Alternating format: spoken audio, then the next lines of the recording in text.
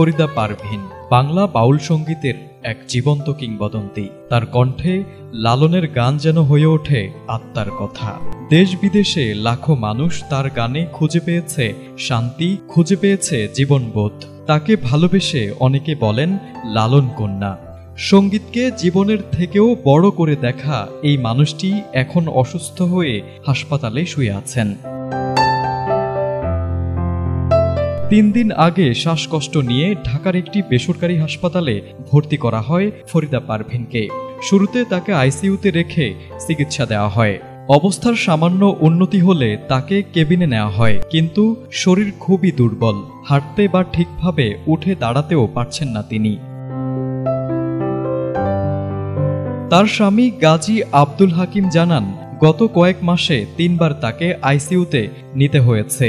ফুসফুস আর কিডনির সমস্যা অনেক বেড়েছে। শরীরে আর আগের মতো শক্তি নেই। তিনি সবাইকে অনুরোধ করেছেন ফরিদা পারভীনের জন্য দোয়া করতে। 1968 সালে রাজশাহী বেতারে নজরুল সঙ্গীত দিয়ে শুরু হয়েছিল ফরিদা পারভীনের যাত্রা। তারপর দেশাত্মবোধক গান, লালন গীতি সবখানেই তিনি ছুঁয়েছেন মানুষের মন। তার কণ্ঠে গাওয়া প্রাণ জুড়ানো গানগুলো আজও মানুষের হৃদয়ে বাজে। ফরিদা পারভীন পেয়েছেন 21 পদক, জাতীয় চলচ্চিত্র পুরস্কার সহ অনেক সম্মাননা। কিন্তু এই মুহূর্তে তার পাশে দাঁড়ানোর সবচেয়ে বড় উপায় রাষ্ট্রীয় সহায়তা এবং তার জন্য সবার দোয়া। দেশের এই গর্ব যেন আবার সুস্থ হয়ে গানের জগতে ফিরে আসেন, সেই প্রার্থনাই করছে তার ভক্ত অনুরাগীরা।